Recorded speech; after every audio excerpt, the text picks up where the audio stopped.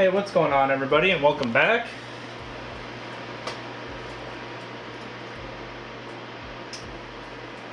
One second.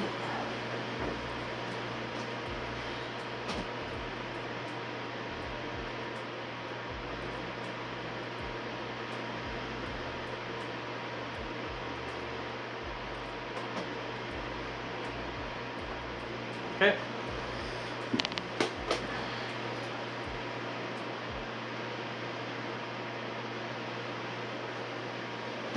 Today I will be continuing to paint my my Deathwing Terminators here, and I'm just going to be going along. So I got each of them base coated, so I'll be going along each one of them and kind of refining them a little bit more. Both highlighting the armor a little bit so that it looks more like the one on the right here, a little bit brighter, and then yeah, highlighting various parts of the model. So yeah, that's what I'll be doing today. As always, if you have any questions, let me know. I'm actually going to start by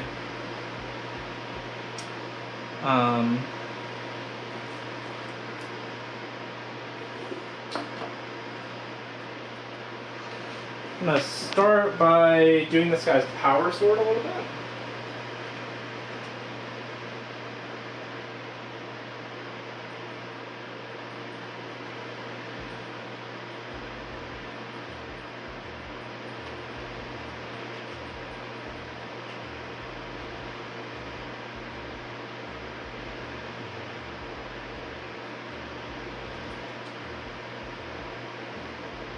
Sorry, my almost as much as trim. Yeah. Almost.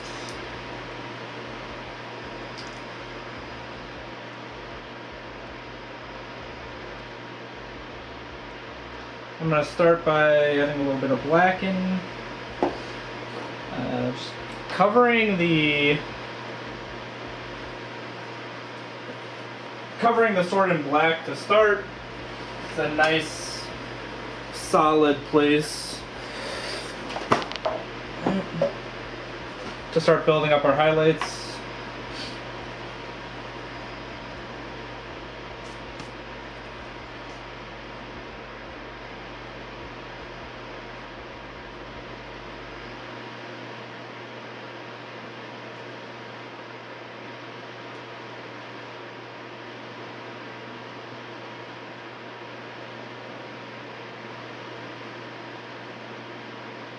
And again, I have this in sub-assembly, so it's important to know like where the sword is on your model. For example, if my guy was holding it up like this, the reflections would be a lot different than he's holding the sword down here. So it's important to keep that kind of thing in mind. Especially when you take it off the model. And it's a lot less obvious the orientation that the model's holding it in.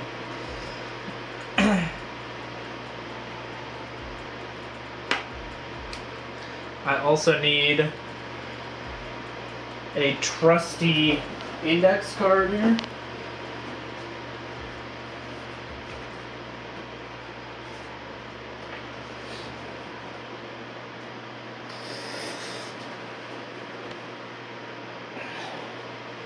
Hey, what's up, Dark Mage? How's it going?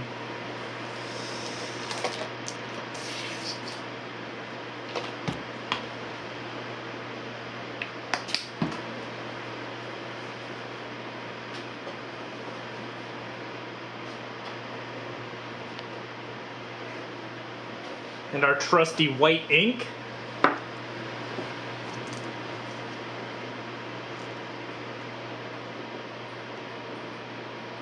I'm doing good.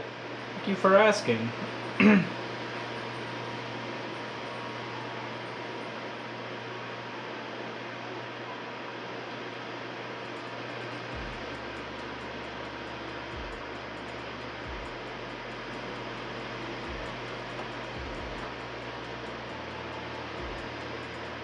Was the white ink easy to find? Yeah. It's like, at your standard, like, craft store, you'll find, hey, all good, Dark Mage, don't worry about it.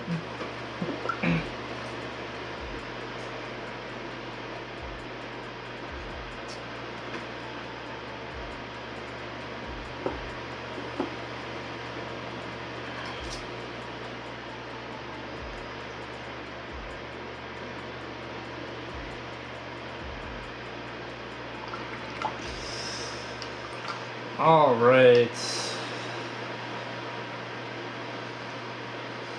So we got ourselves a handy dandy index card. We know the orientation of the blade is something like this. So our primary reflection, which is the brightest one, will be up here on this top section of the blade, and then we can have another secondary reflection here. So we'll just start building up color.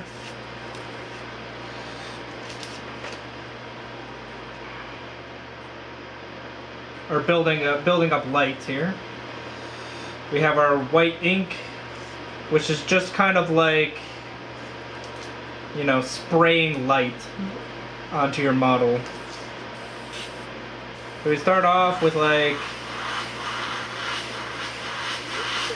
you can start off just kind of applying a more general application, and then kind of narrowing it in on a few specific areas, leaving like a nice solid band of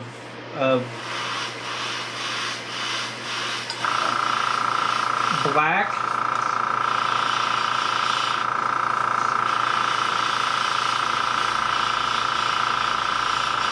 So we have that contrast that we're looking for.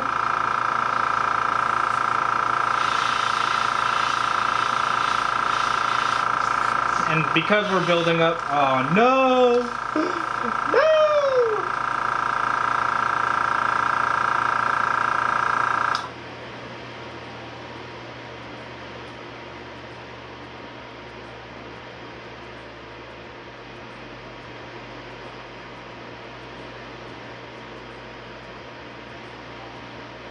Had a slight issue with some splatter. A nice reminder to always start your airbrush spray off the model so you don't run into that problem.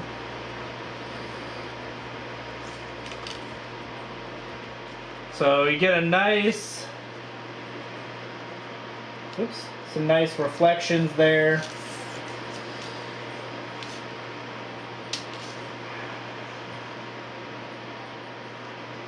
And we can do some similar work on the other side here.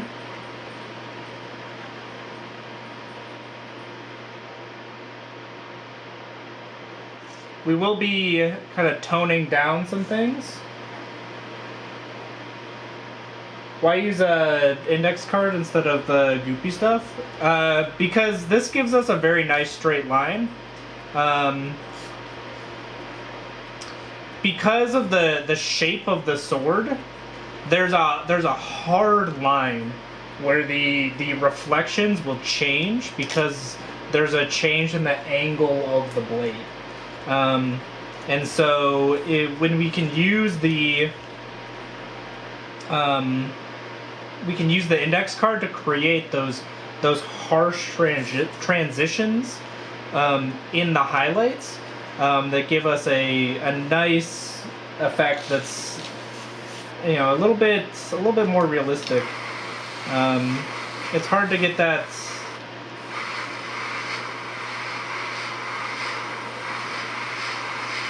It's hard to get the putty to be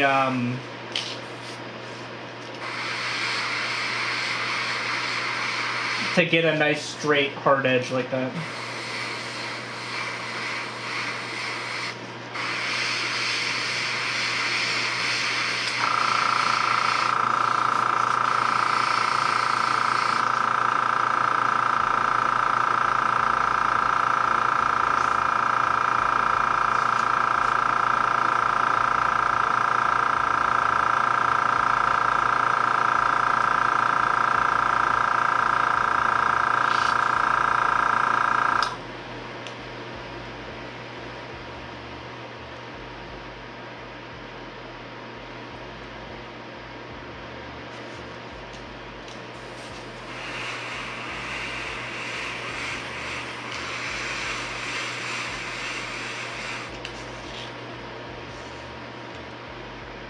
And this secondary side, we're gonna make sure it's a little bit darker than the front side, because of the angle of the blade. This back edge will just be less bright. There's less direct light on that part of the sword.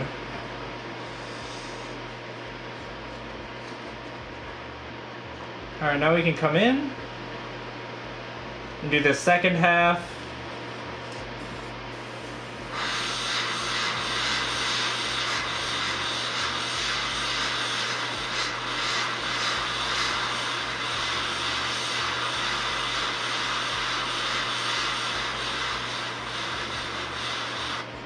Again, we're gonna bring up some lights, but we do want this second side, again, less bright than the top. Oops.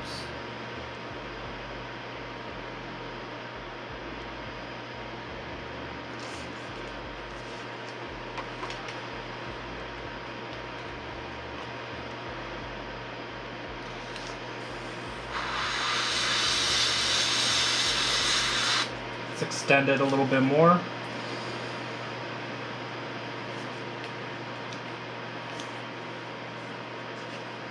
Do the same thing over here.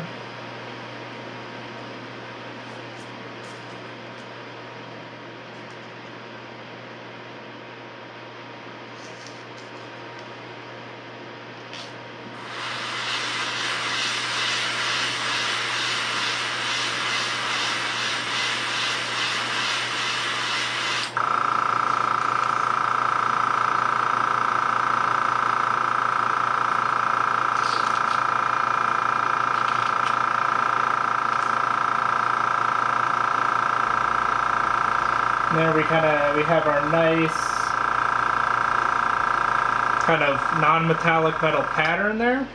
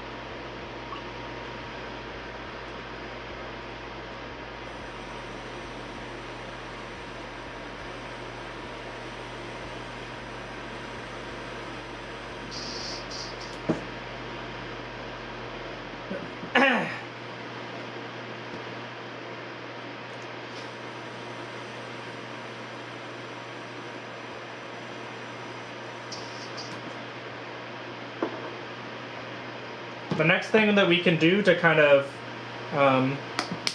make this sword a little bit more interesting is we can take some Griff Chargers Gray. This is like a bluish gray color here, and we'll kind of start to apply some of this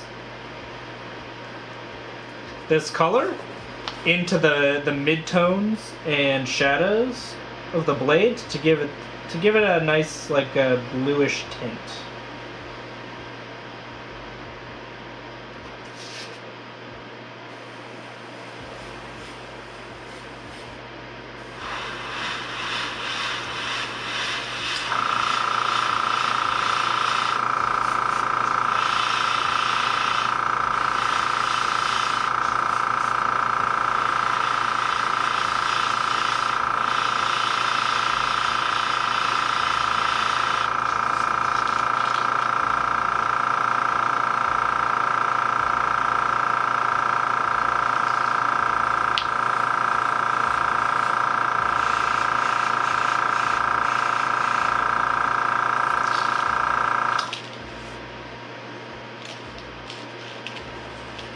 Now we have to be careful with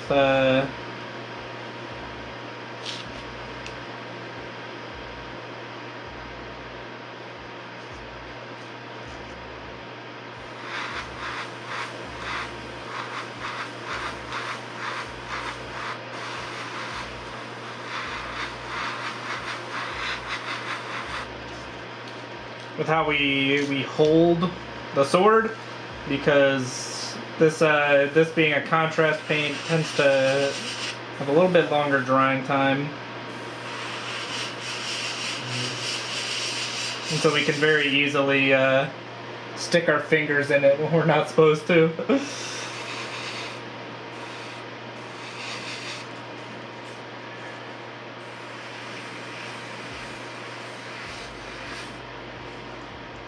But I'm also using this to kind of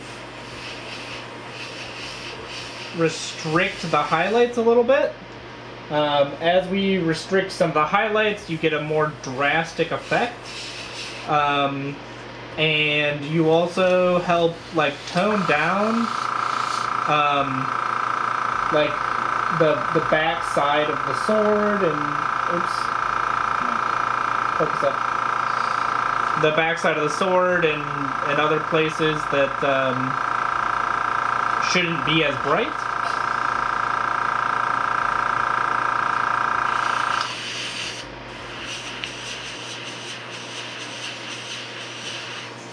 We're toning those reflections down.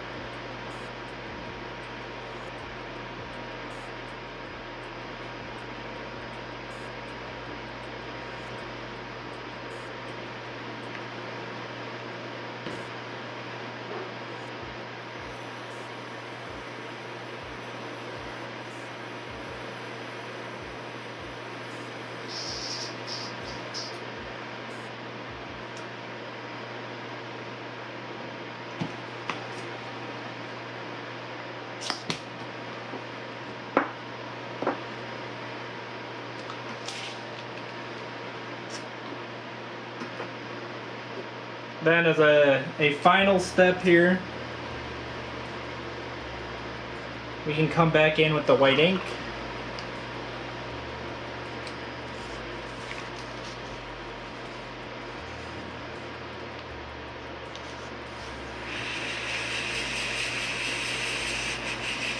I'm gonna dry things off a little bit.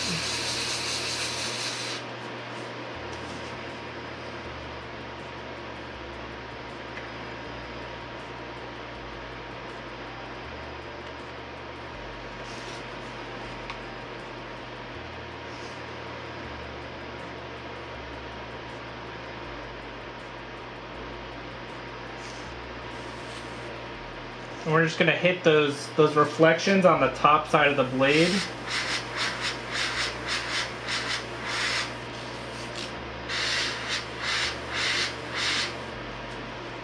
A little bit more white. to make sure that they stand out from the rest. And there we have kind of a nice pattern on our sword there. I'll come in and edge highlight a little bit with some white later, just to like define the edges a little bit more. But that's about it for the sword.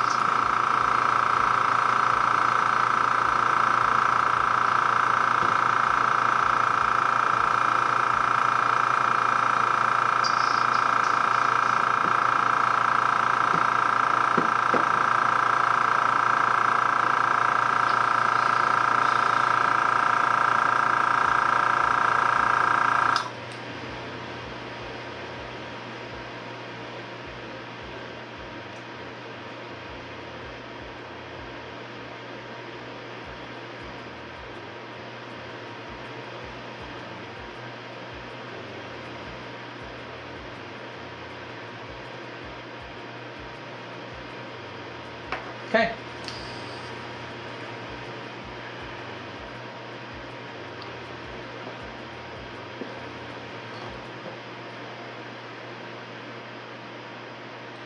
Now that we've got the sword done, I am going to come in with and start focusing on the bone armor here.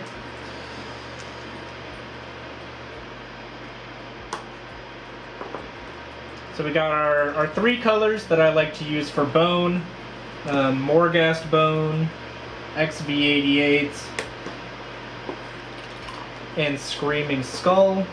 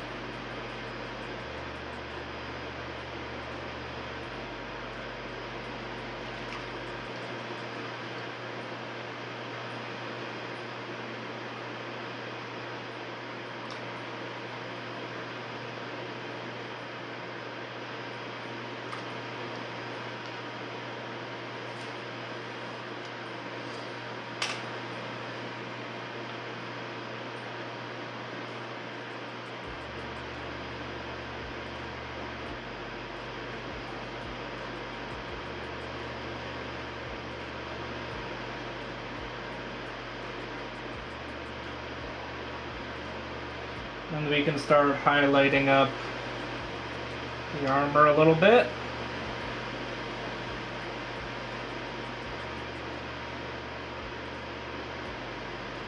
So in this case, doing some more general highlights, highlighting the volumes, some places where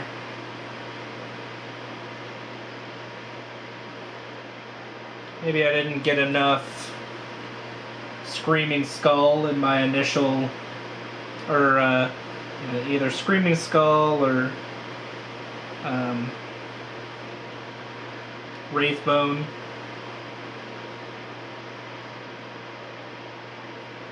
In my initial airbrushing.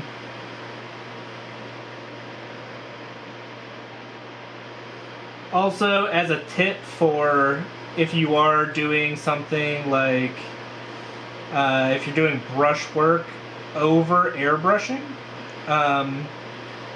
because of how soft the airbrush is, like how soft the application is,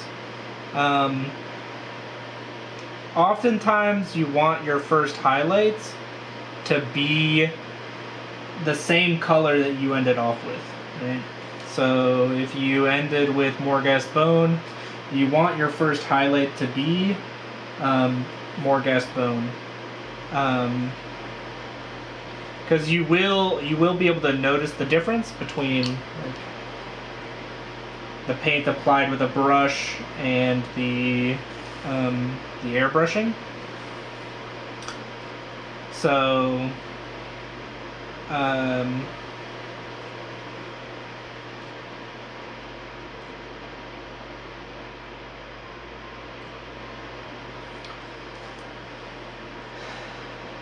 starting with the same color like negates that difference a little bit and makes blending it in easier.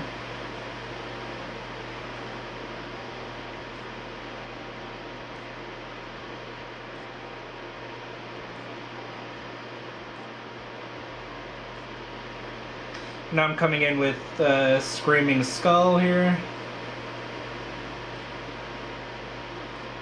And I will blend this in, but this is just, you know, kind of initial applications. Bring it down. You can see it's fairly you can see the brush strokes, but it's fairly close to the Morghast Bone. I like it's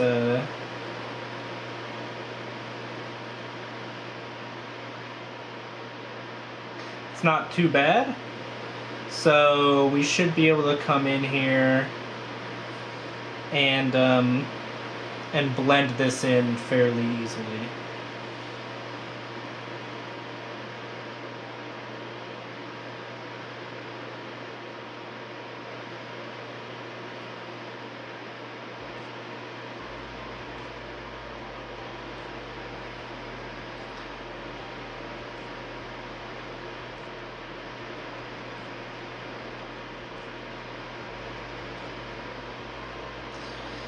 Another thing that can help with blending is you can see I'm making a lot of small lines. And this helps in that you don't have a solid border between the two colors, right?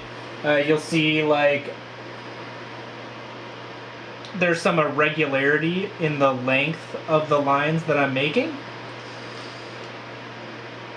Which when you start to blend it, it'll be easier to blend because there's not a solid straight line between the two colors. It's a wiggly edge created by the different lengths of brush strokes. It's kind of the same concept with like stippling, right?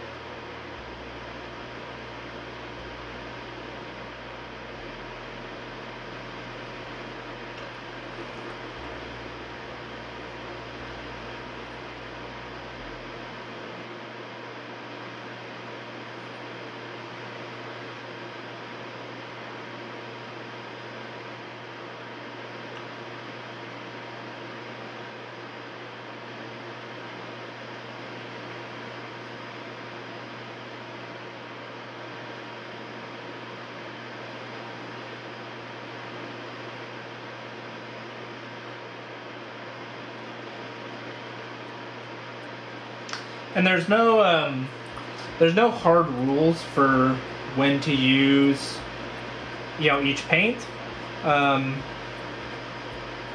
In general, we are looking to have Screaming Skull be the predominant color. Because we're looking for that very nice, like, bright bone color. But if you're applying the Screaming Skull and you're like, ooh, that's a huge color jump, you can just switch back to the Morghast Bone and apply a layer of Morghast Bone and then come back to the Screaming Skull. Just to, Morghast Bone acts as like that intermediary color that helps make the difference less drastic between the Screaming Skull and the XB88.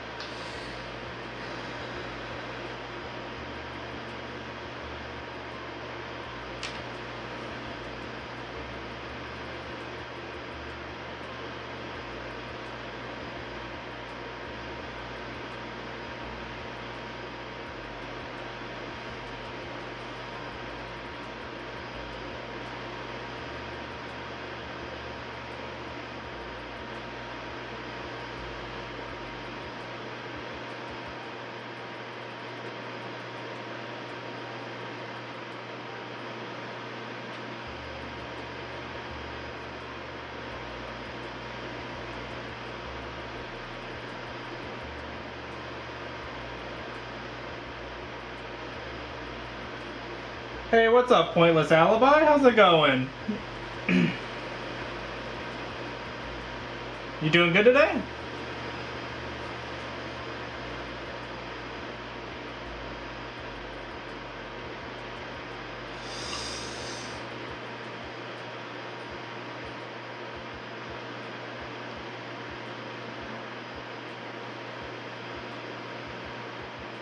Yeah, it has been a bit.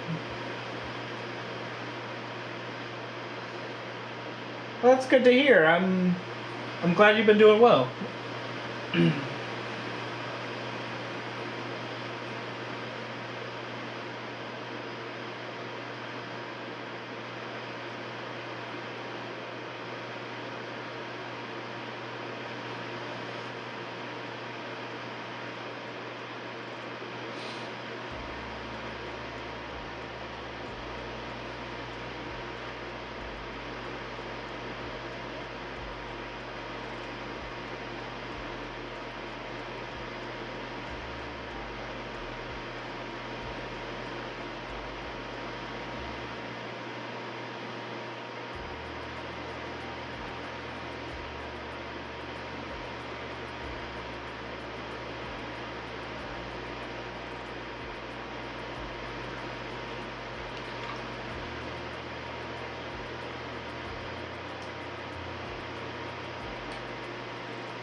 Been painting loads too? Nice.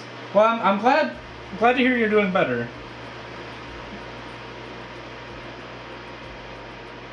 What have you been painting?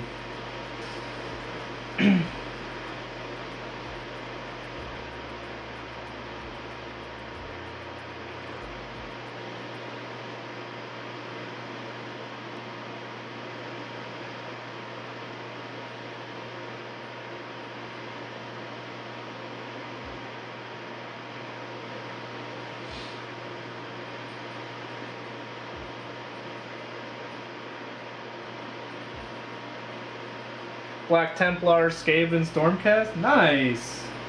That's good to hear. Out of curiosity, are you in my Discord? Orcs, Primaries? Hey, you just keep going!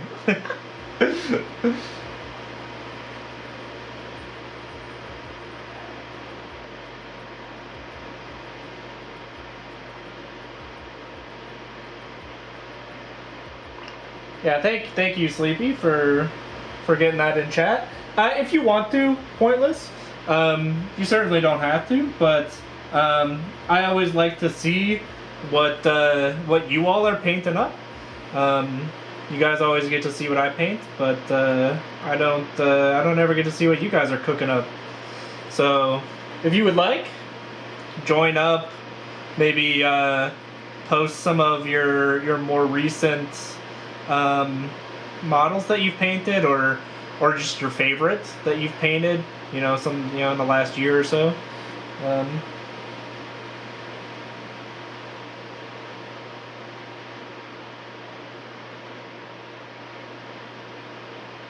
Yeah, I also don't know if I had a Discord last time you were here. It's a more recent addition, so.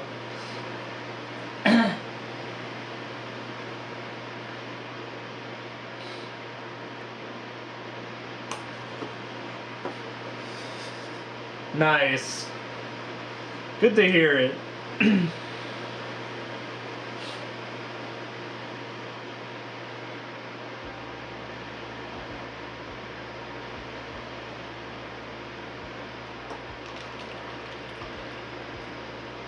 Message in the general thread. Let's go.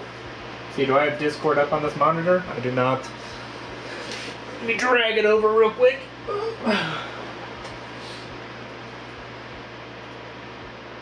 Oops.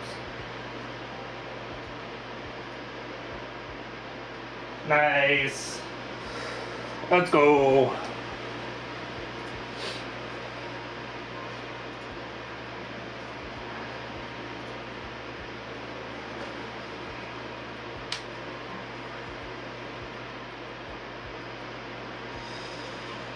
All right.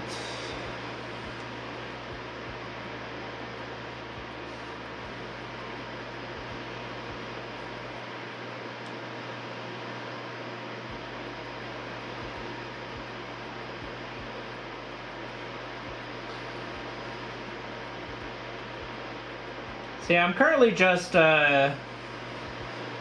working on some Deathwing Terminators here.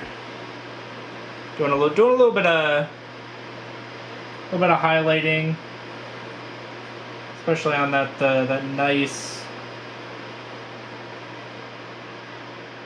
bright bone armor.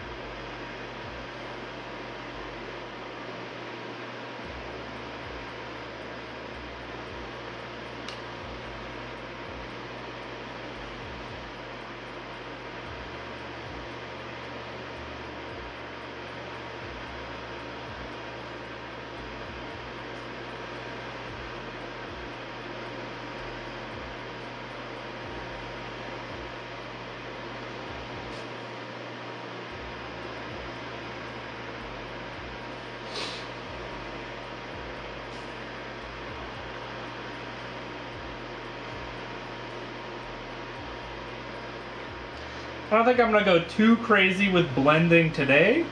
Just a little bit of blending and you know, some nice crisp edge highlights.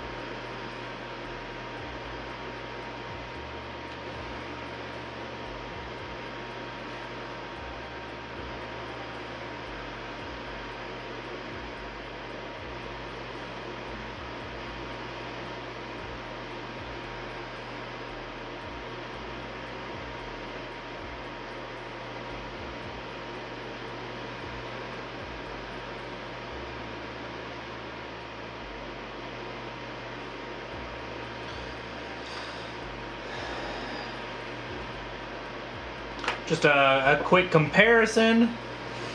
You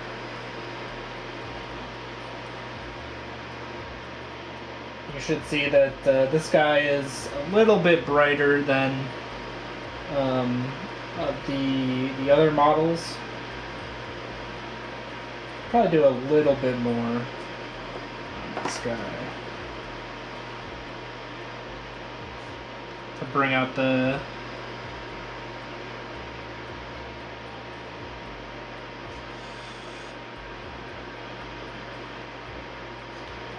brightness.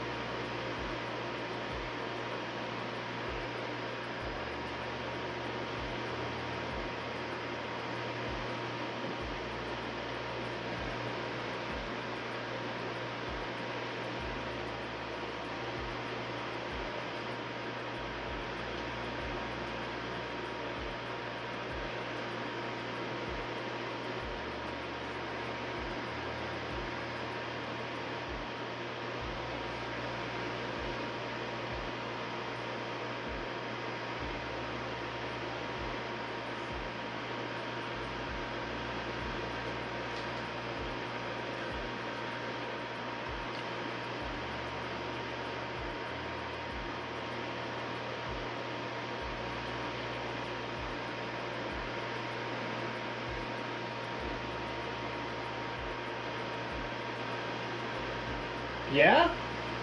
Nice. That's good to hear. What's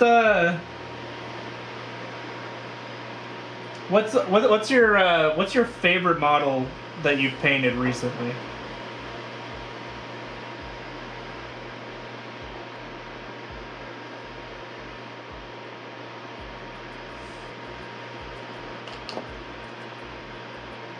Or built?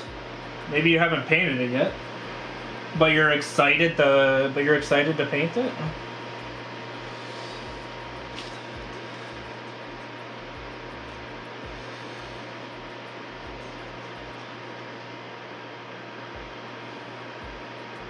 High Marshal Helbrick? Nice. That is an awesome model.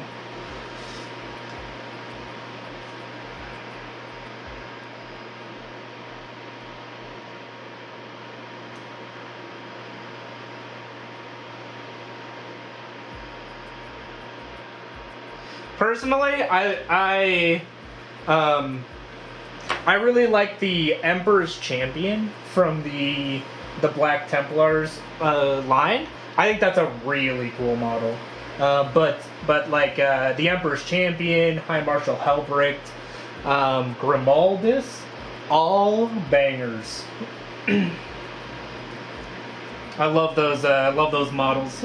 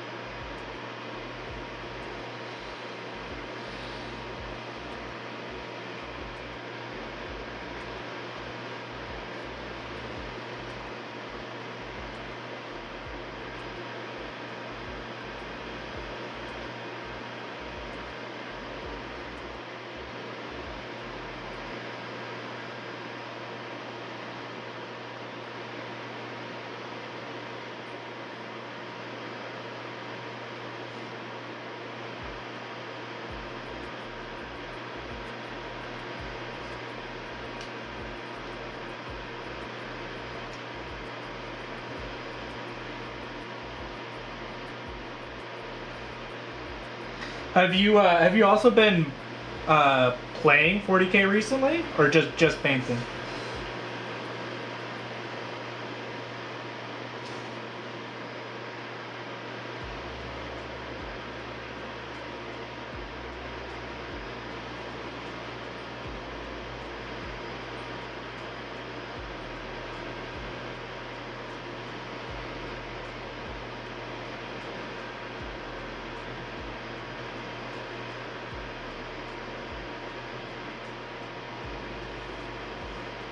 I'm a painter. Nice. Yeah, I mean, I am also a painter. But I am, I'm working on building up my Dark Angels. I think I'm pretty close for Dark Angels, but I'm also working on like my Chaos Knights army. So hopefully one of these days I'll have like 2,000 points to go play. But I also like to play Kill Team, and much easier to get a kill team together.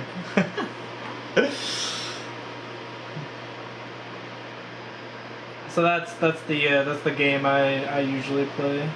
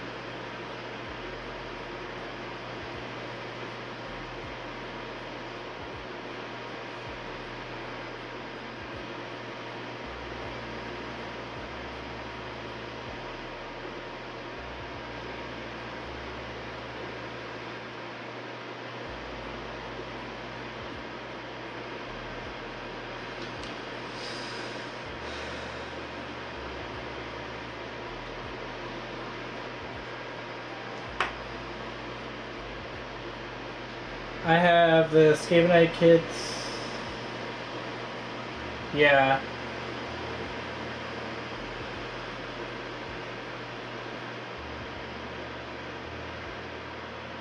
Yeah, Skavenite. Skaven Tide?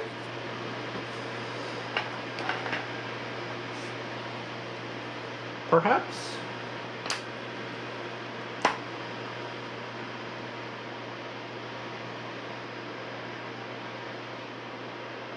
Yeah, nice.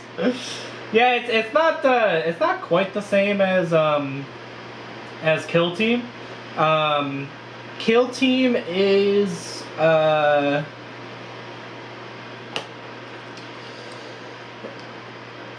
it's a completely separate game where you have like 10 models max, and you are on a much smaller board,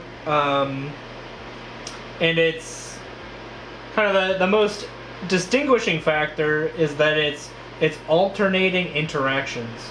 So you'll have one of your models go, and then one of your opponent's models will, and then your opponent will do one of their models, and you have like, you have like 2 actions that each model does, and then you move on to the next one. So it's a bit of a different structure. The game moves a lot faster than like 40K.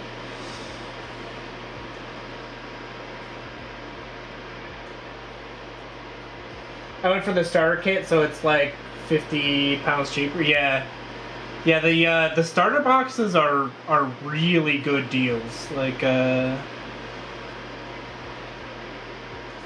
you get some good a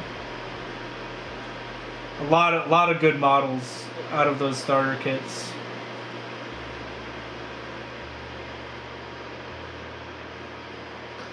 I got a good chunk of Terminators from the Leviathan box sets for 40K.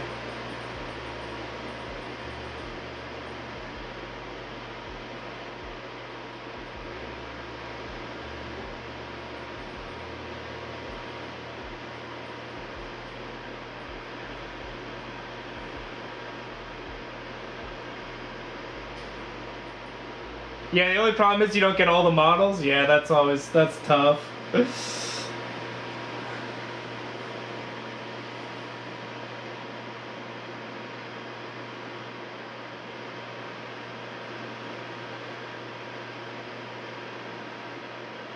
Especially since Skaven Tide came with a lot of really nice sculpts. I think they did a good job with both the Skaven and the Stormcast release for Skaven Tide.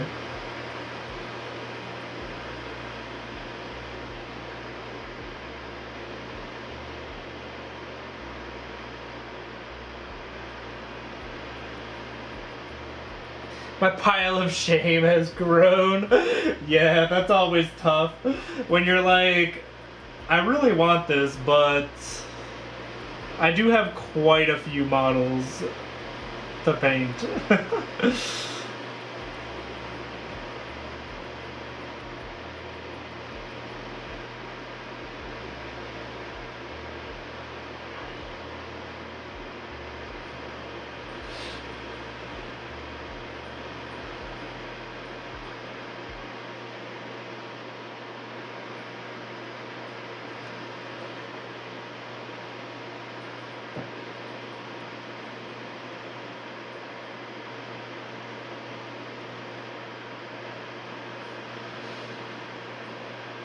$25 models, Skaven models, and 7 Stormcast models, or thereabouts, yeah.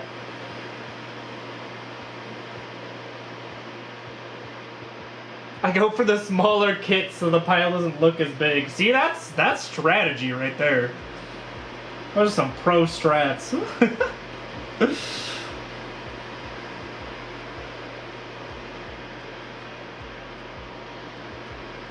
How to Get More Models 101 by Pointless Alibi.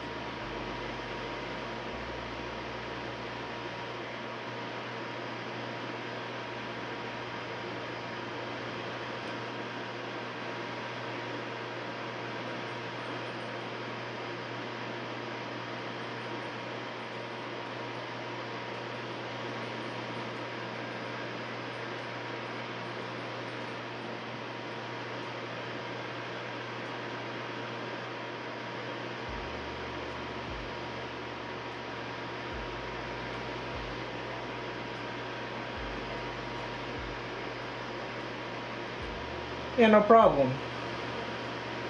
I need to lay off the plastic. For real.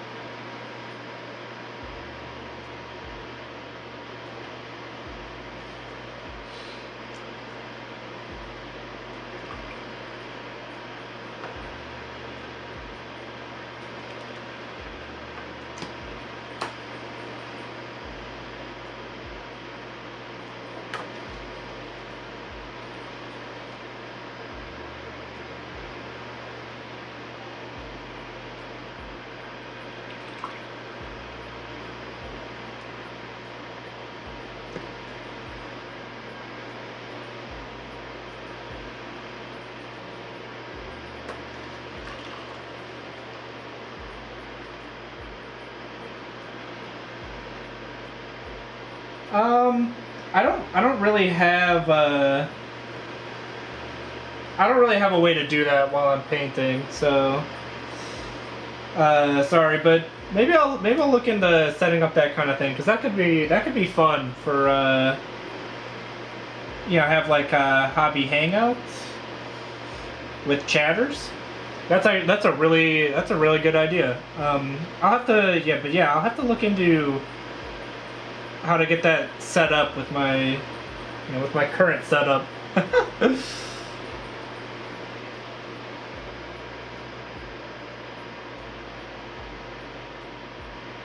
My goodness, paint the...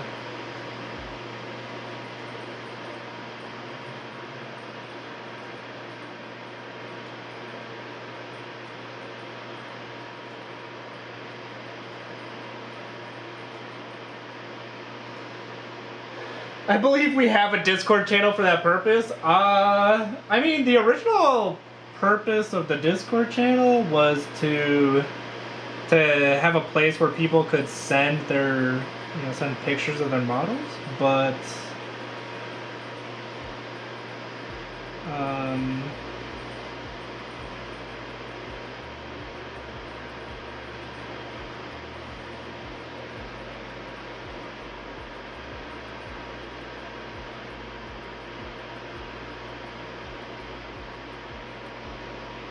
yeah, audio issue stands, yeah. Hangout sloth style. Yeah. But yeah, Pointless, if you wanna go hobby, like, go for it. Hopefully hopefully my stream inspires people to get some hobbying done.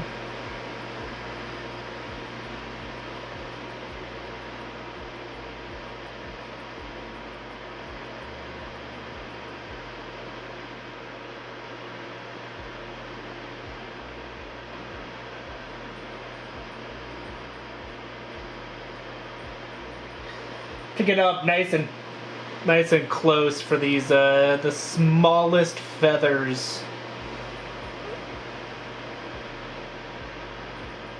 on the chest.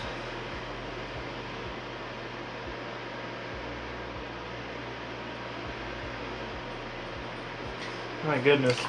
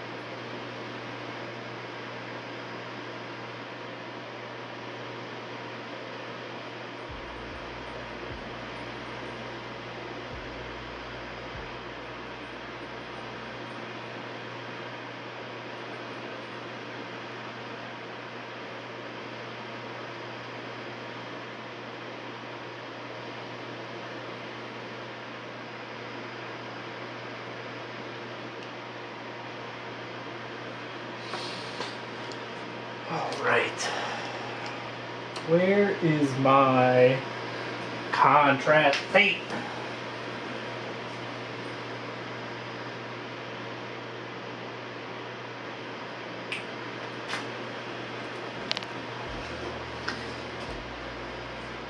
So I did some work on the feathers on the chest. Now I'm gonna get some Dark Angels green contrast paint and a little bit of contrast medium as well.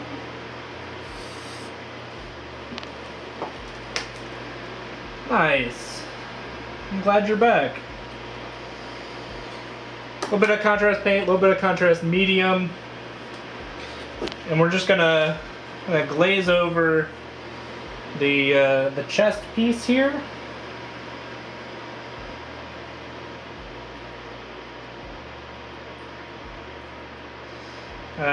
Darken certain areas and help us blend everything together.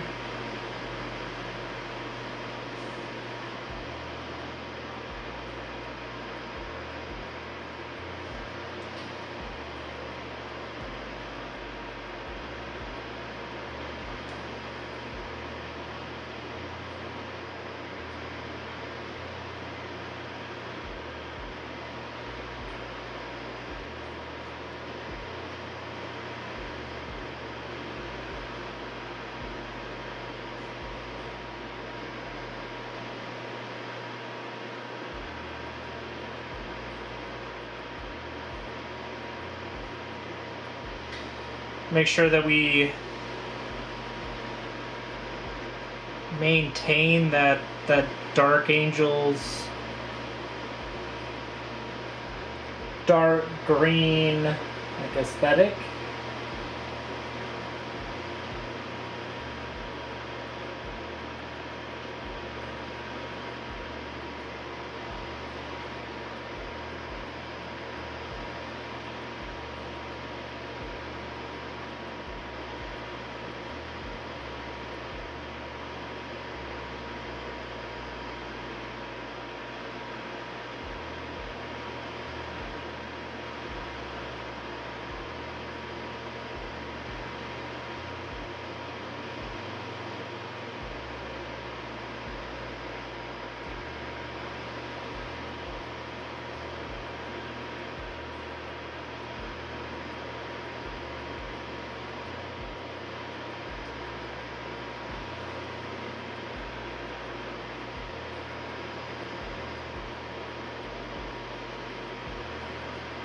I did some more work, so again, I'm gonna come back in with that Dark Angel's green here.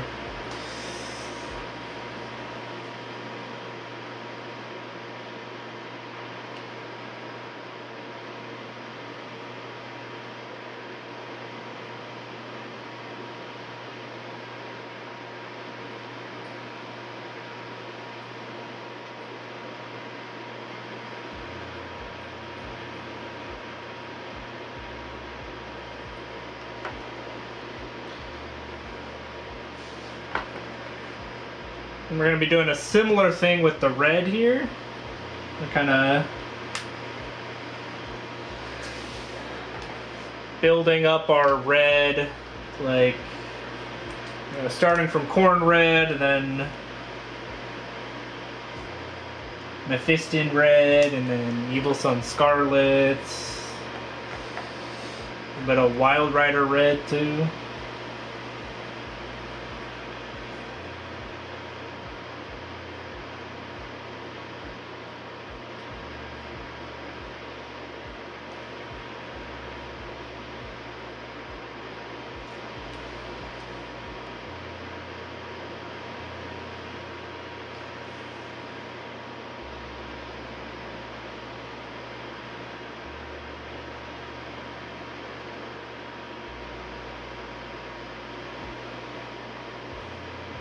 Nice! Let's see if I can take a peek here.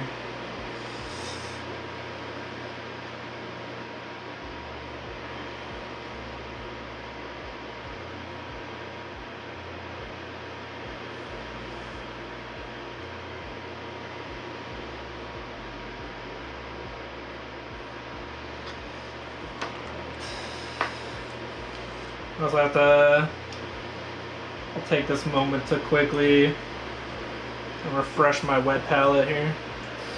Alright.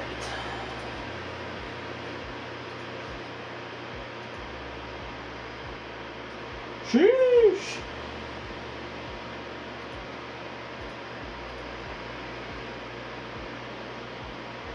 Ooh, I like that lantern.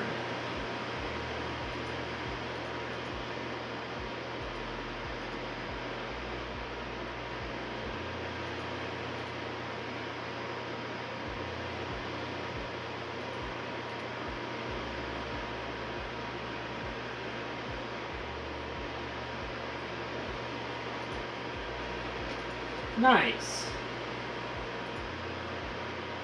What's what part of the model are you most proud of? Because like I can see you put a lot of work into like the cape. You put like I said, the lantern looks nice. You got a cool like you got the blood from the orc on the sword. The little servitor's wiping off. All of it? Lol. Nice. Fair enough. Fair enough.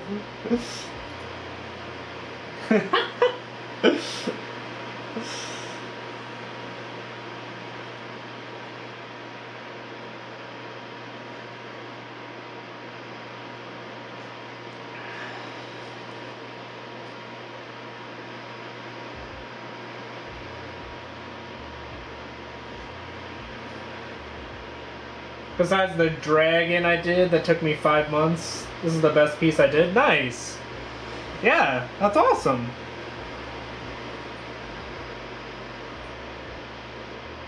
It looks great.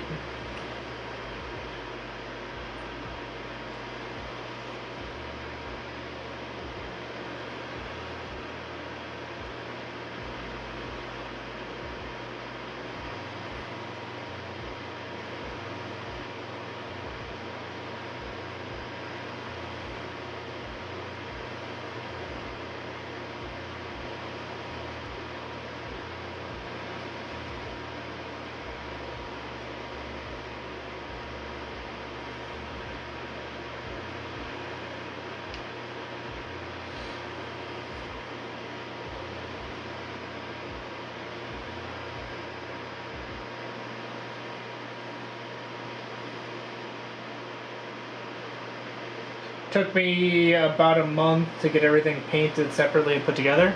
Oh, how much sub-assembly do you do?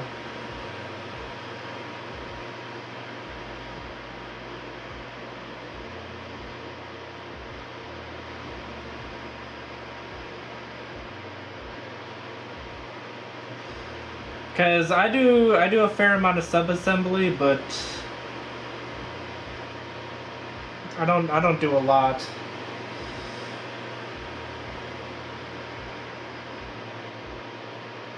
I had to get that one as soon as I saw it. Yeah.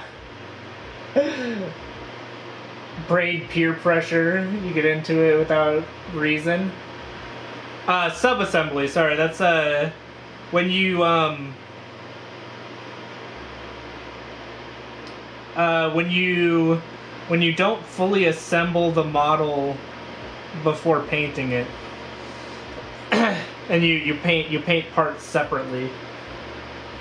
Oh, no, normally, oh, okay.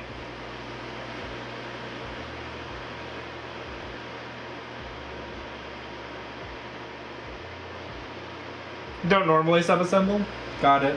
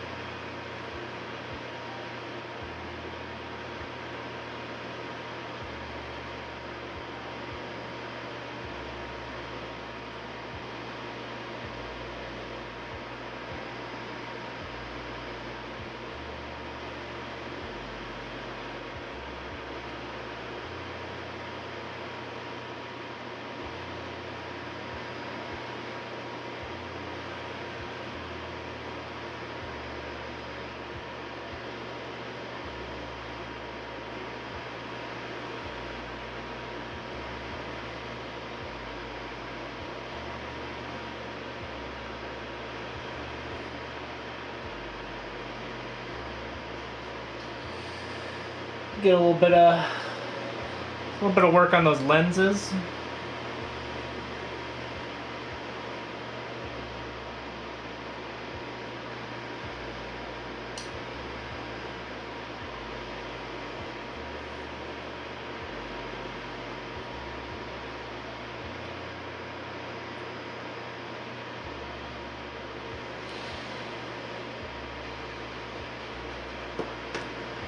Paint dried up a little bit on my palette. Come in here.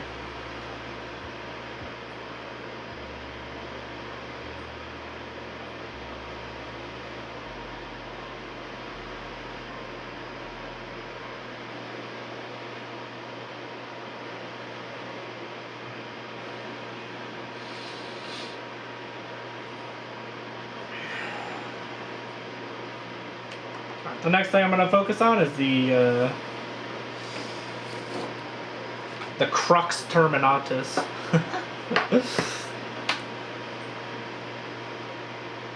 I'm going to get out my grays here. I usually assemble models first before painting, but this one I had the base plus the... okay.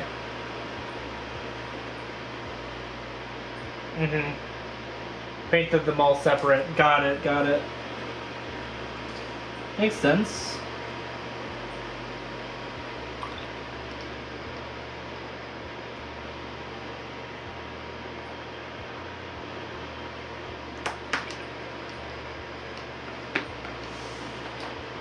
Let's see, where's my gray sear?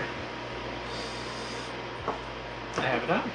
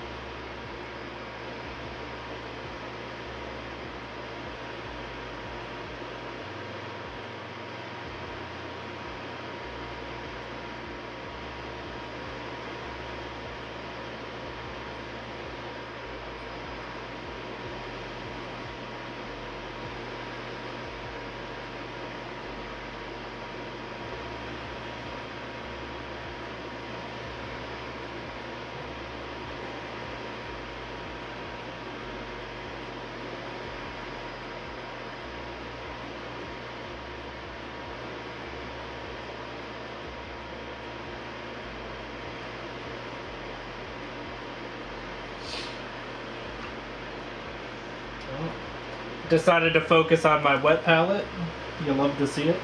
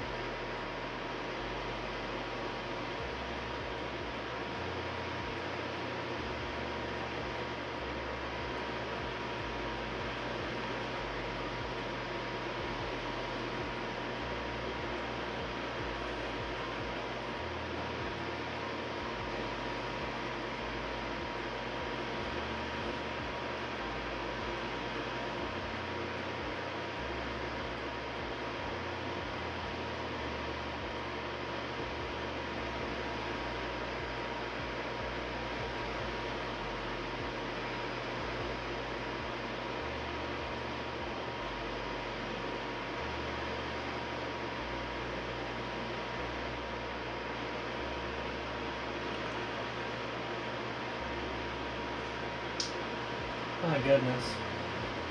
It does not want to focus on on the arm.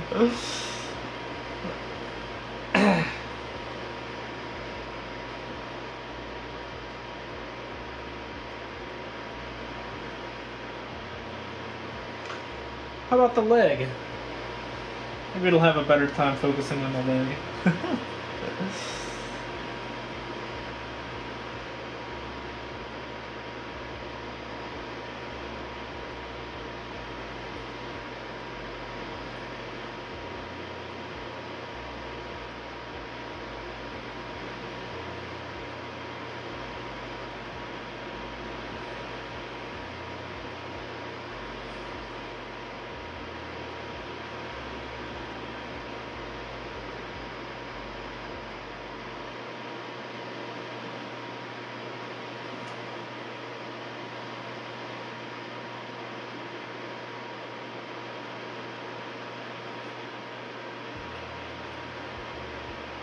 Nope.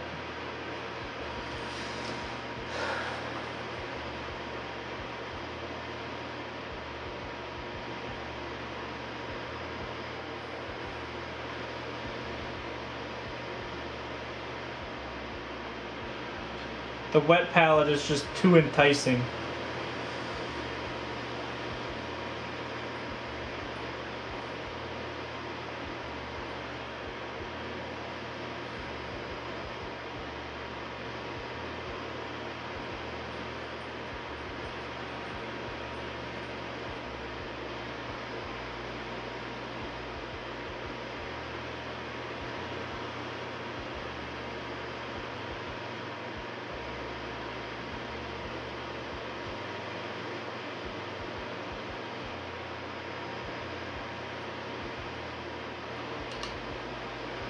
Yo.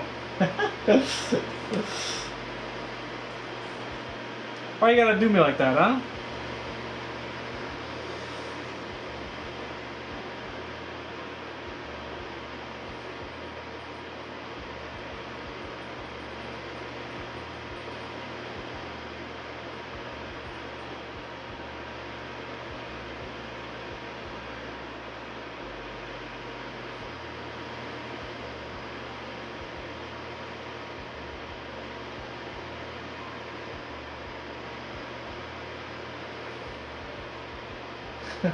Thanks for laughing, though. Yo.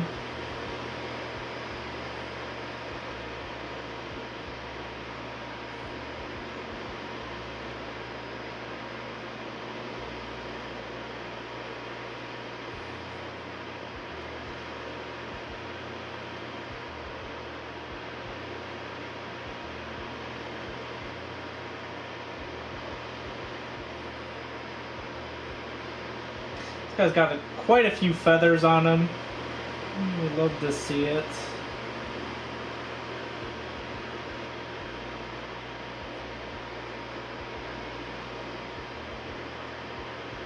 Okay, a little bit of highlighting in on these feathers here.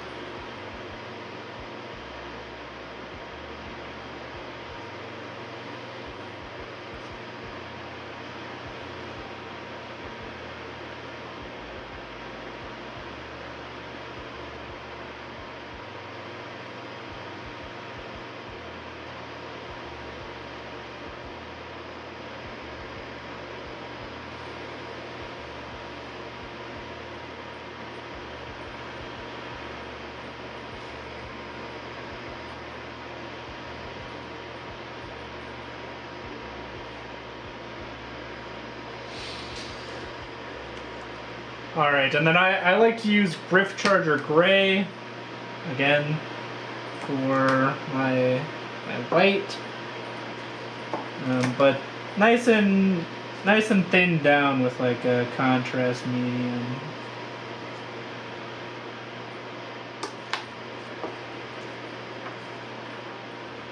So that we get a subtle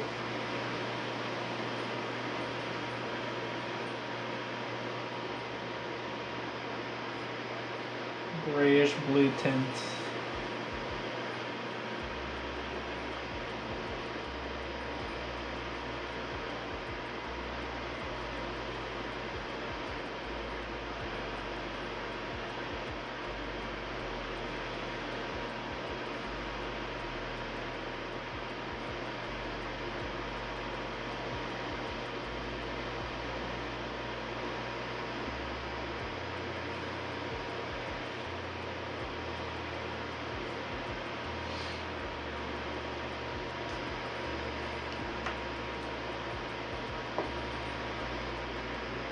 Last thing for this guy is some metallics here.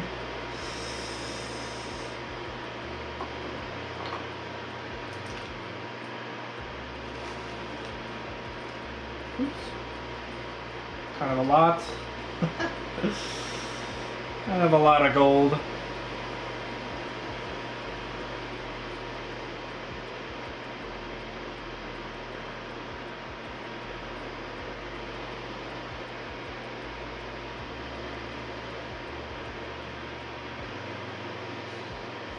I intentionally didn't paint that part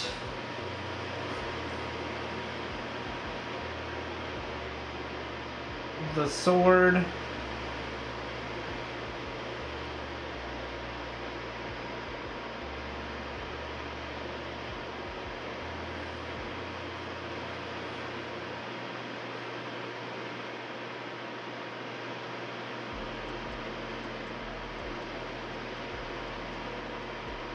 Now that the sword's in a good place,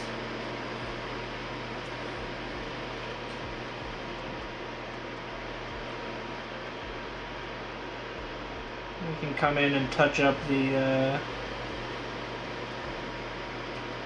gold hilt here.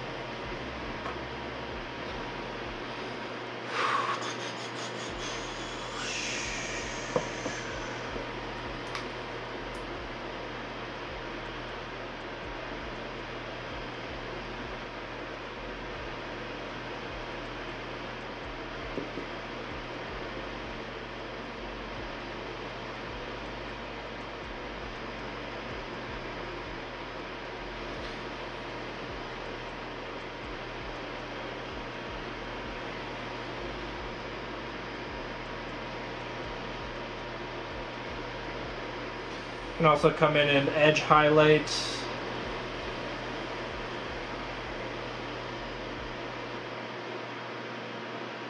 the blade here.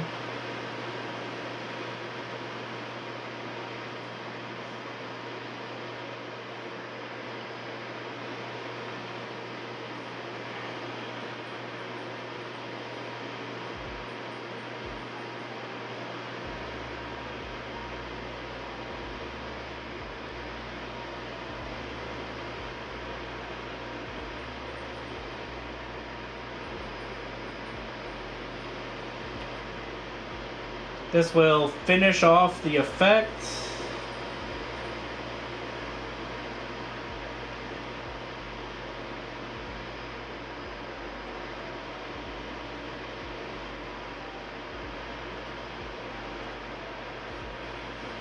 To give us that like kind of nice non-metallic metal look that we're going for here.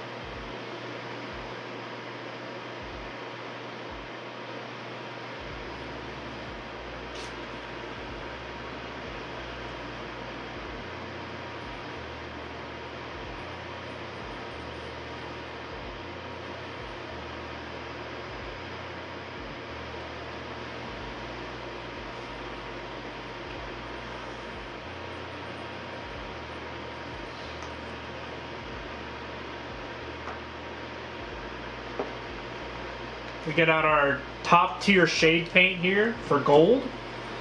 Reikland Flush Shade. Uh-oh.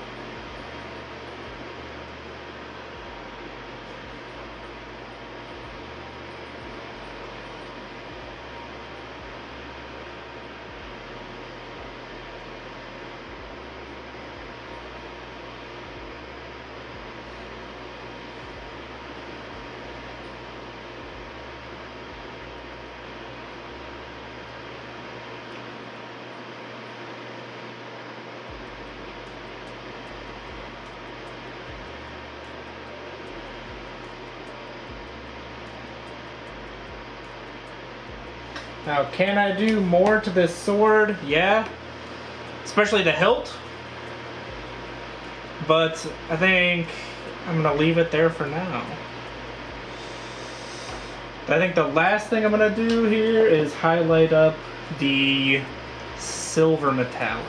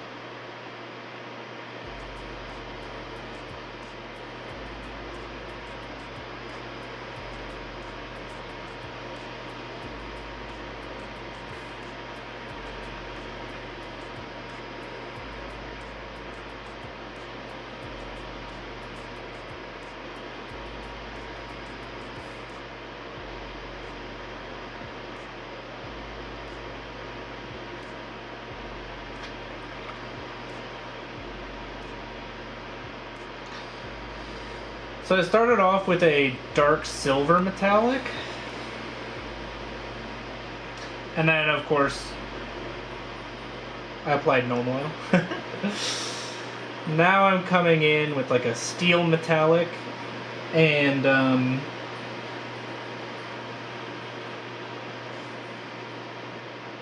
for the upward facing edges, I'm just applying a, like a coat of the silver metallic. But for, of the steel metallic. For the downward facing edges, I'm just edge highlighting with the steel metallic.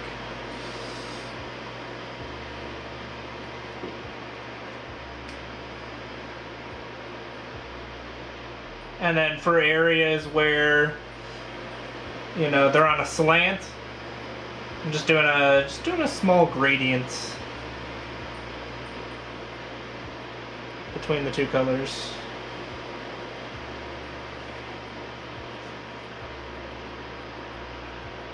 I'm back? I had to go on an adventure?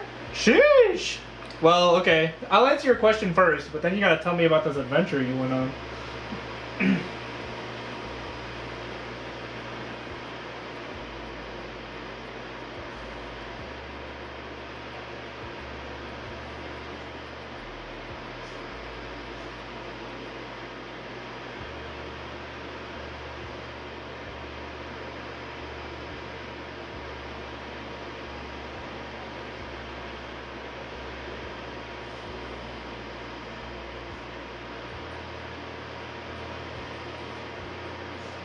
If you could change one thing about the lore to either not exist or change completely, what would it be?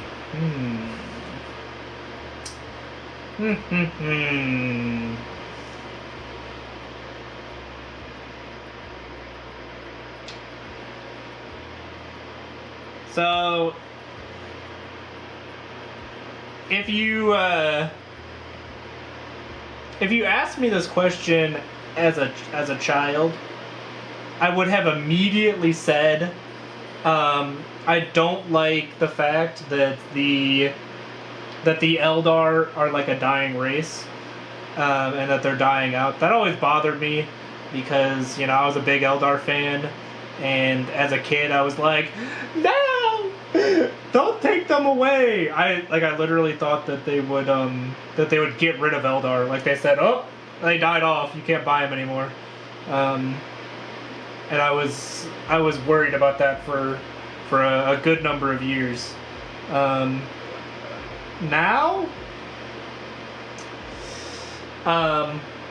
mine is very spicy. Okay. Change something to be completely different or not exist.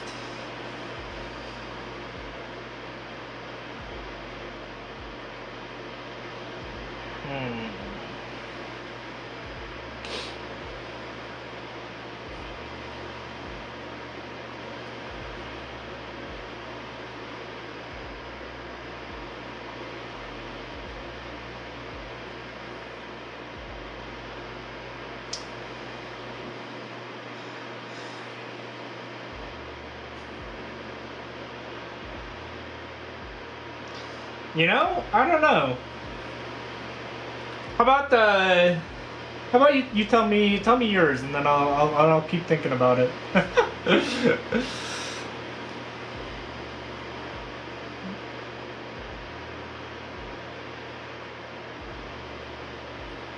I gave you 10-year-old me's answer, so hopefully that'll be sufficient for a little bit. I make it so Firstborn Marines can't become Primaris. That's a good one.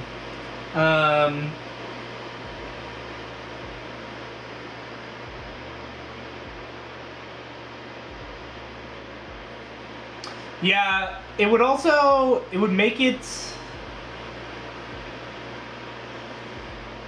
it easier for them to kind of move on and make new characters, right? Like,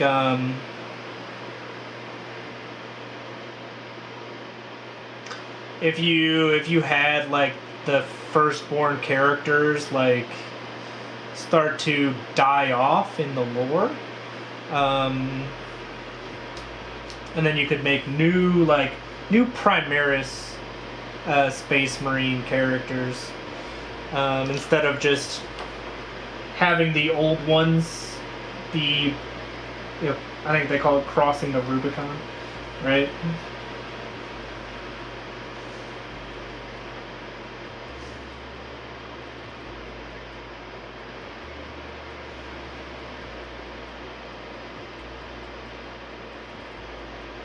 That's a good one for sure.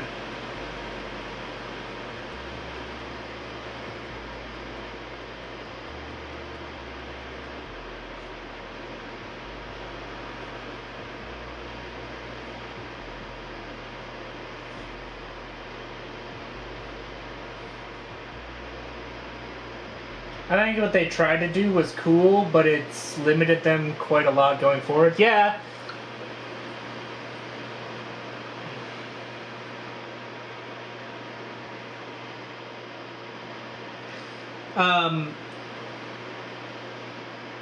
It's like also the way they set it up is very stagnant, right? Where a lot of characters, like a lot of the races, are like functionally very long-lived or immortal. Which makes it hard for them to like make new characters or like like move on, so to speak, from lore and stuff that they already have. So the Primaris Marines would have been a good way for them to like move on, especially in the Space Marine world. So I think it's a bit of a missed opportunity for sure.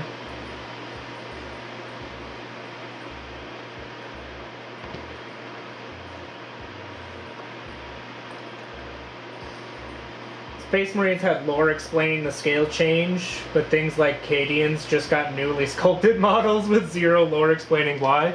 Yeah, that's also kind of an L.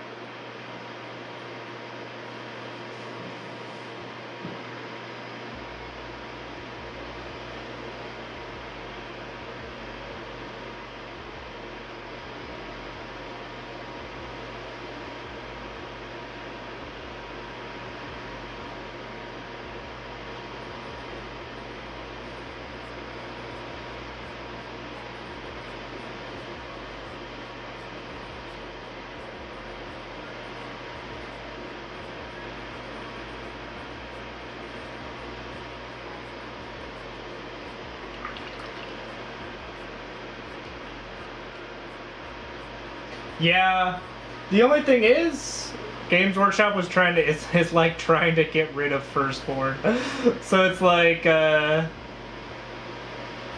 would have been a cool opportunity for them to like allow people to have Firstborn and Primaris like in the same army and like have them be like have different battlefield roles and stuff. But they are just trying to like phase out Firstborn, which so that is part of the reason for like their decisions, right? And the way they did things.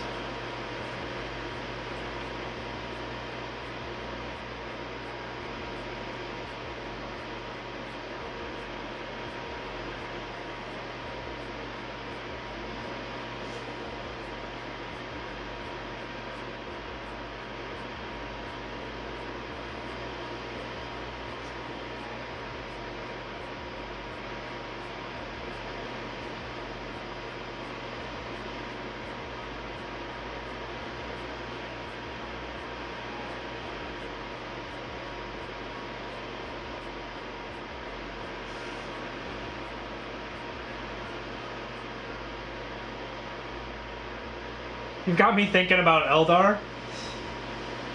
Yeah. I am kind of sad that they got rid of... I mean, they didn't get rid of Wraithbone, but I think they made Wraithbone like less exciting with their recent lore change. So maybe that's one thing that I would change is like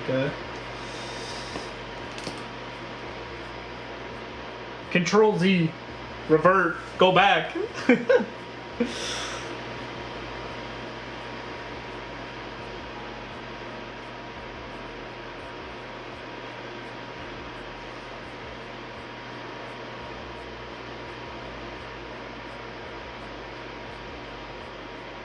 feel like the whole Eldar versus Dark Elder thing wouldn't be as cool as both factions combining fully into one. Yeah. I think that just means you really like Corsairs, you know?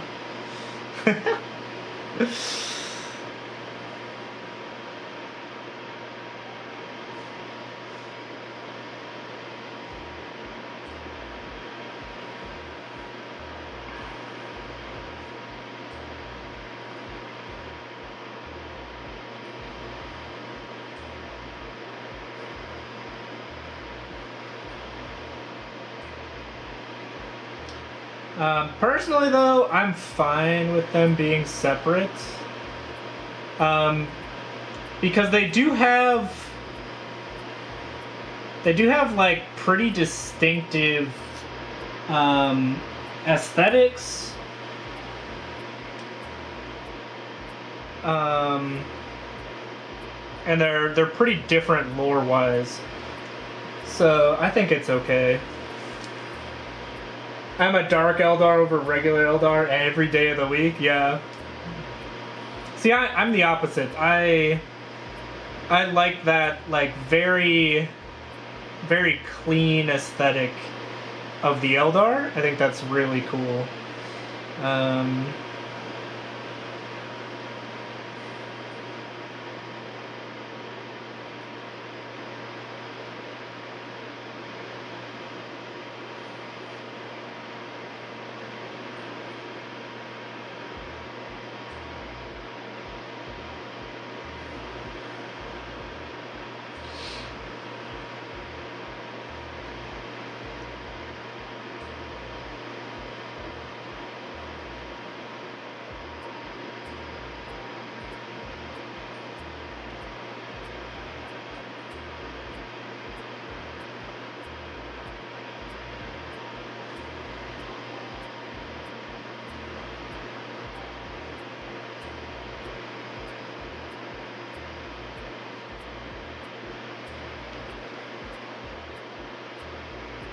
I feel like people would make it so Sanguinius survived the battle against Horus.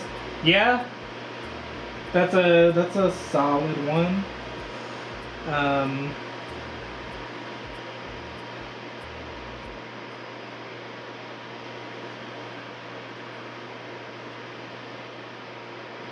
Or just having, you know, some more of the Primarchs be alive.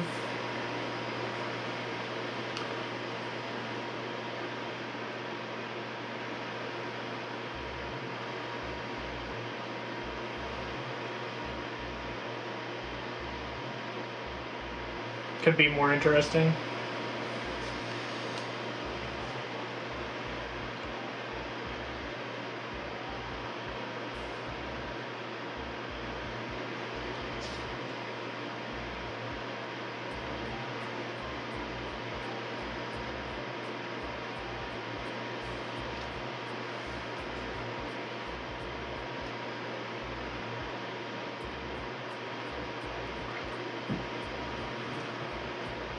Alright, it only took me 2 hours, but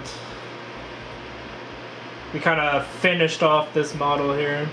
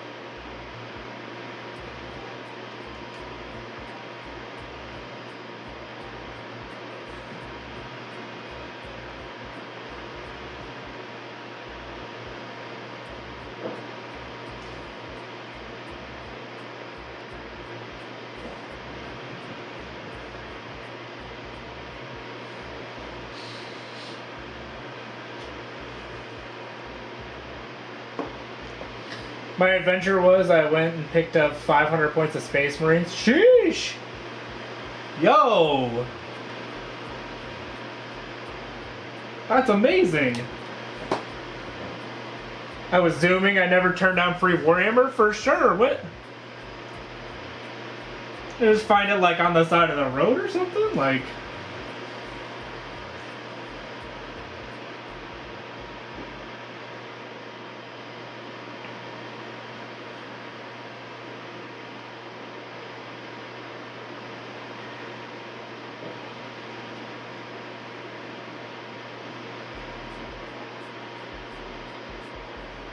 Yeah, that sounds awesome.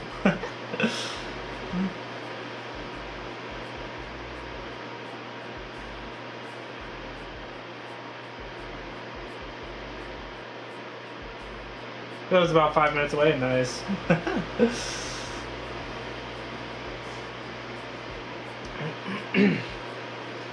Again, just a little comparison between the two to kind of show off what I'm doing. Just some highlighting to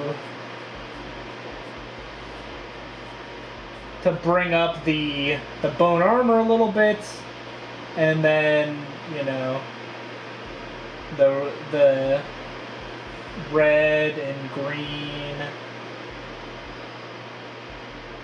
painting the Crux Terminatus, making sure that the Storm Bolter looks nice. Oops.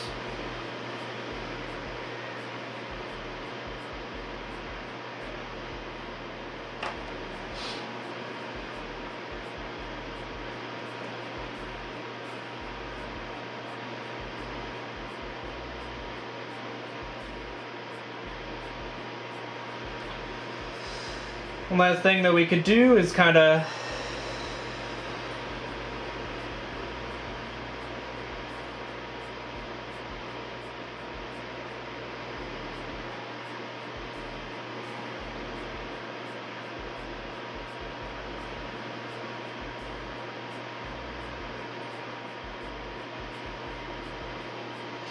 put some writing on the purity seal there.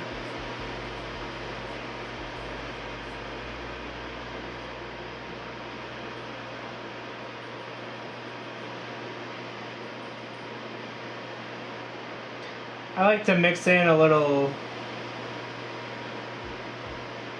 red every now and then too.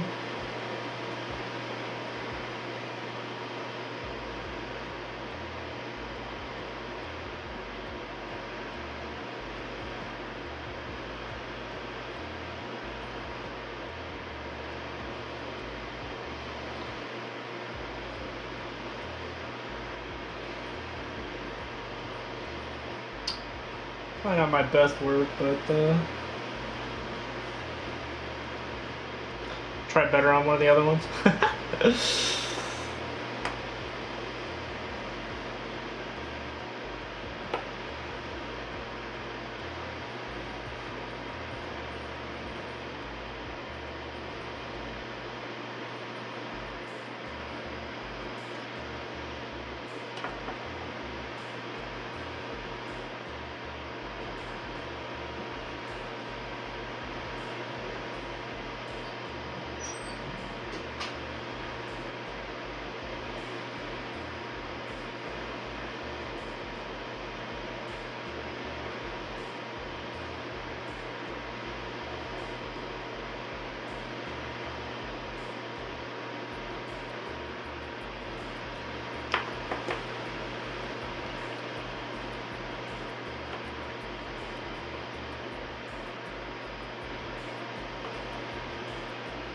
He had some Blade Guard and Hellblaster he no longer wants. Oh man, yo.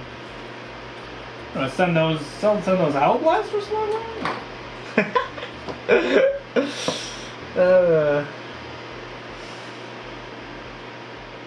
Sadly, actually, I don't have room for Hellblasters in my Dark Angels army. Like, as much as I would love to have some Hellblasters, because, Dark Angels, I don't have the points for them. It's a bit tragic. I got too many points of Terminators.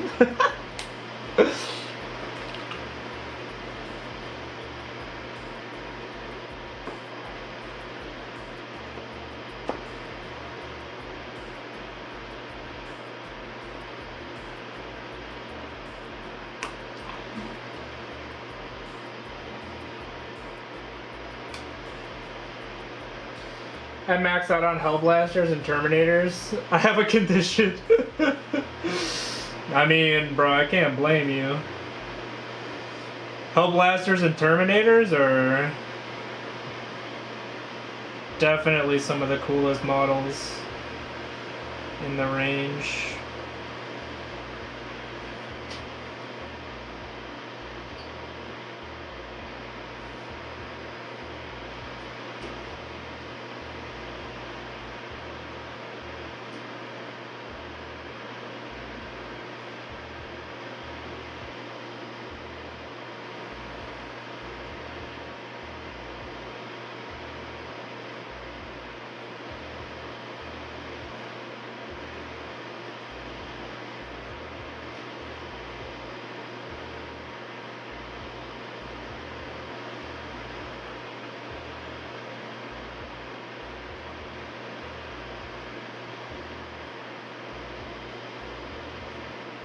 And aggressors. Aggressors are also very cool.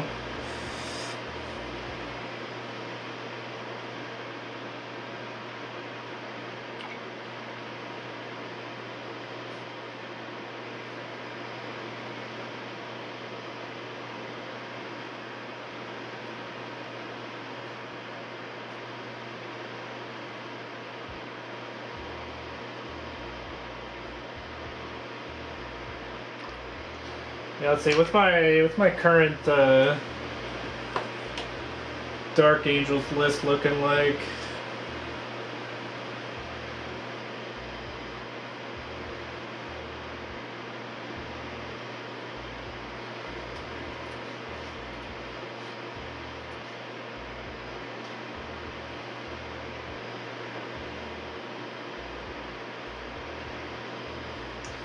I got like Azrael, Belial, Chaplain and Terminator armor, Combi Weapon Lieutenant, Dreadnought,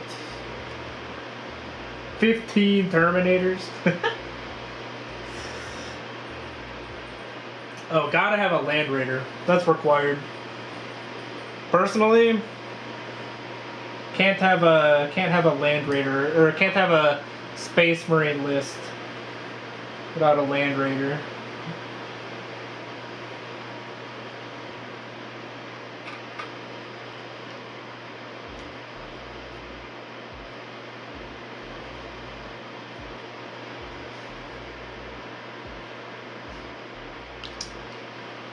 What is that?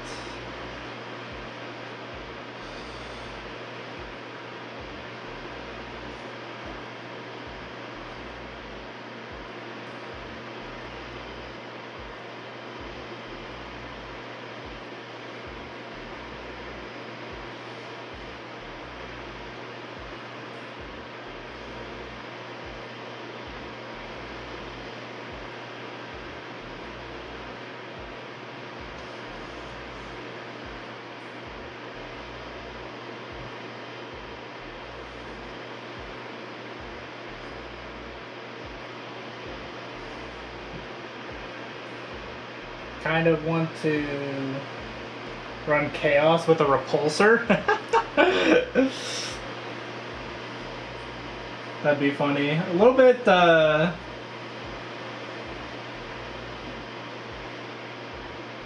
not super lore accurate, but you know.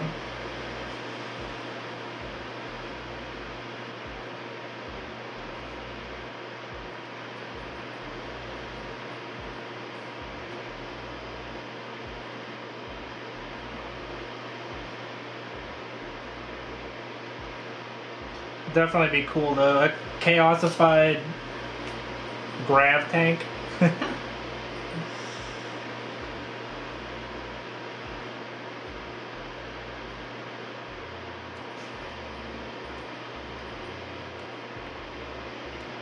Not accurate for now. Yeah, gotta have a second heresy.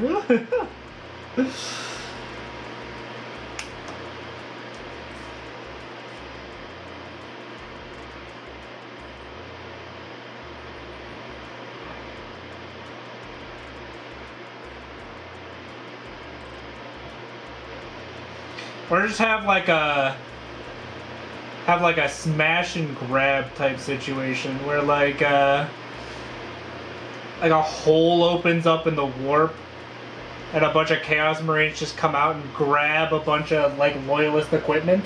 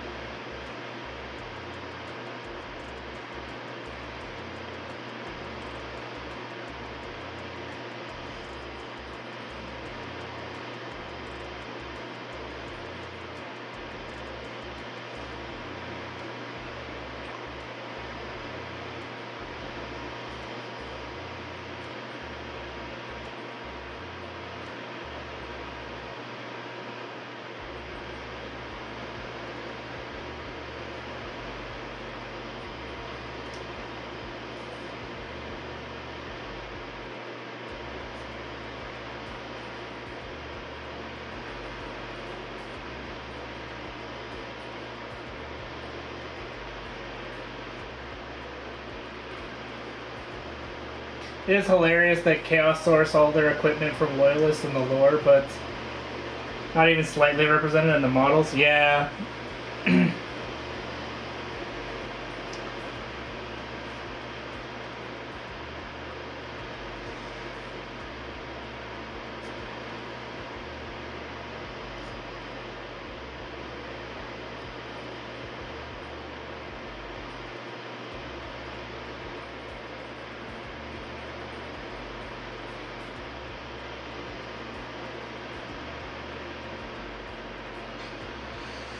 It would definitely be cool to have some more chaosified like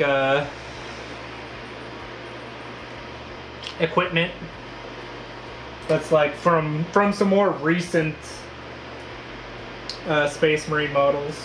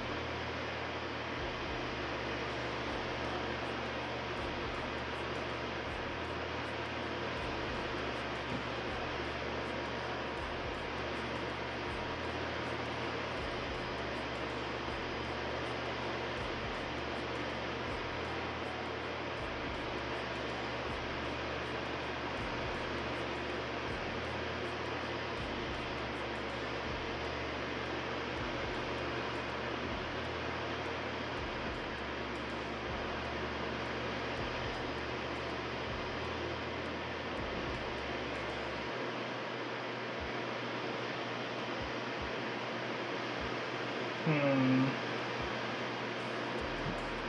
we go.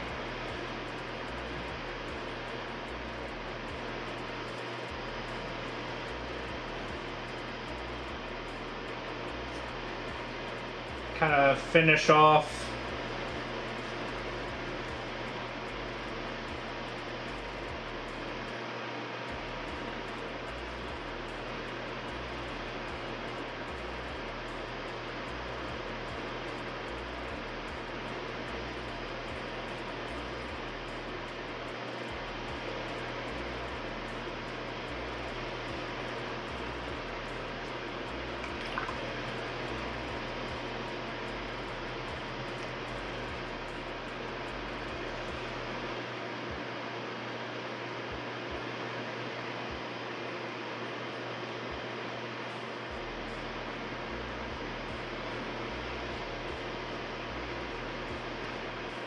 finish off this model with a little bit of freehand here.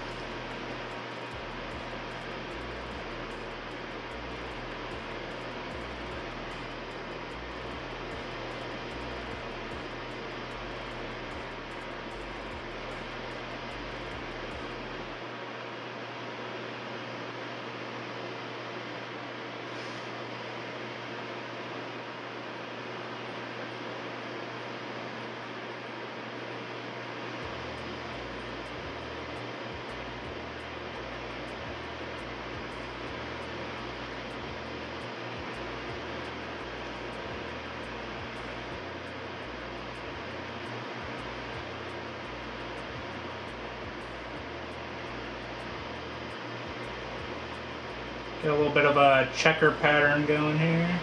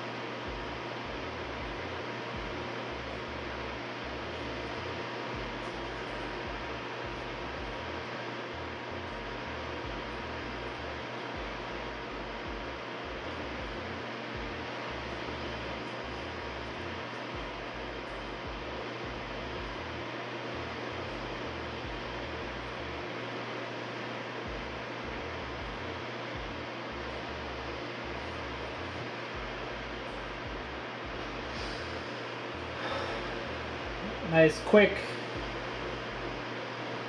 checker pattern here.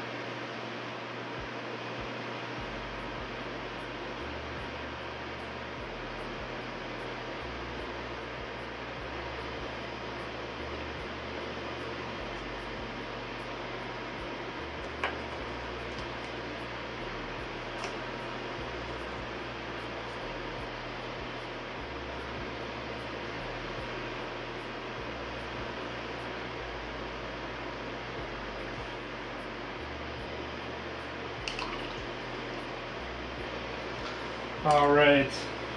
I think this is where I'm going to end it for the day. I didn't get too terribly far.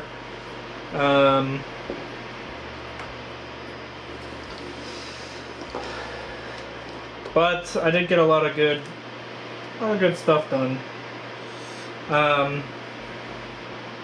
Specifically, I finished the Sergeant here. So yeah, getting all the highlights done, getting the power sword, the power sword done.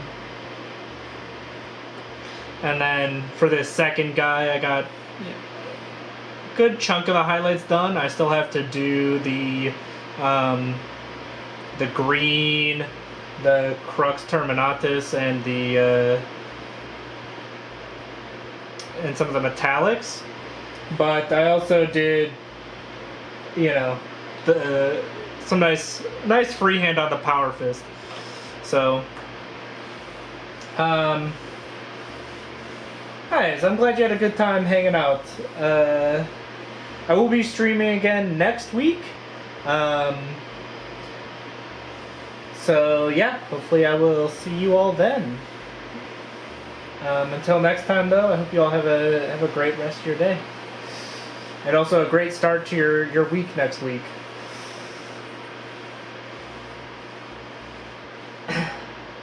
Yeah, I will see you all later. Bye.